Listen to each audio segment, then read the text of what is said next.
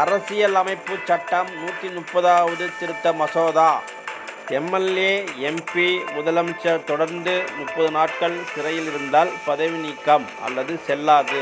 இது குறித்து அண்ணாமலை விளக்கம். ஆனா அந்த 130வது திருத்தம் அரசியலமைப்பு சட்டத்திற்கு இந்த திருத்தம் எதற்காக நாம் கொண்டு வருகின்றோம் என்றால், இன்னைக்கு பப்ளிக் சர்வெண்ட் அப்படிங்கிற வார்த்தை யாருக்கு பொருந்தும்னாங்கன்னா, குரூப் டி சிவில் சர்வெண்ட்ல இருந்து பிரதம மந்திரி வரை எல்லாருமே பப்ளிக் சர்வெண்ட். ஏன்னா மக்களுடைய வரி பணத்துல அவங்களுக்கு சம்பளம் வருது.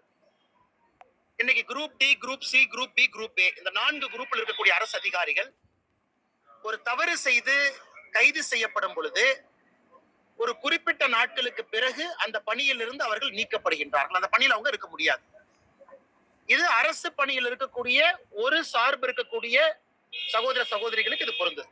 இன்னொரு பக்கம் அதே அரசு பணியில் இருக்கக்கூடிய எம்எல்ஏ, எம்பி, மாநிலத்துல முதலமைச்சர் கவுன்சில் ஆஃப் மினிஸ்டர்ஸ், மத்தியில பிரதம மந்திரி கவுன்சில் ஆஃப் மினிஸ்டர்ஸ், அவர்களுக்கு இது பொருந்தா. அரசியலமைப்பு சட்டம் கொண்டு வந்த பொழுது அண்ணல் அம்பேத்கர் ஐயா அவர்களோ அன்னைக்கு இருந்த மேதைகளோ யாரும் தவறு செய்துவிட்டு ஒரு முதல்வராக, பிரதமராக, மந்திரிகளாக இருப்பார்கள் என்று யாரும் எதிர்பார்க்கல.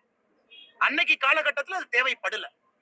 இன்னைக்கு நாம் இந்த 130வது அரசியலமைப்பு திருத்த சட்டத்தின் மூலமாக பப்ளிக் சர்வெண்ட் அப்படிங்கிற கேட்டகரியில எல்லாத்தையும் கொண்டு வரோம். எல்லோருக்கும் இது பொருந்தும். ஒரு மந்திரியாக, பிரதமராக, முதலமைச்சராக இருந்தாங்கன்னா 30 நாட்கள் தொடர்ச்சியாக சிறையில் இருந்தாங்கன்னா 31வது நாள் அவர்கள் அந்த பணியிலிருந்து நீக்கப்பட வேண்டும். அவர்களா போயிடணும், இல்லாட்டி ஆளுநர் அவங்க நீக்கிடுவாங்க.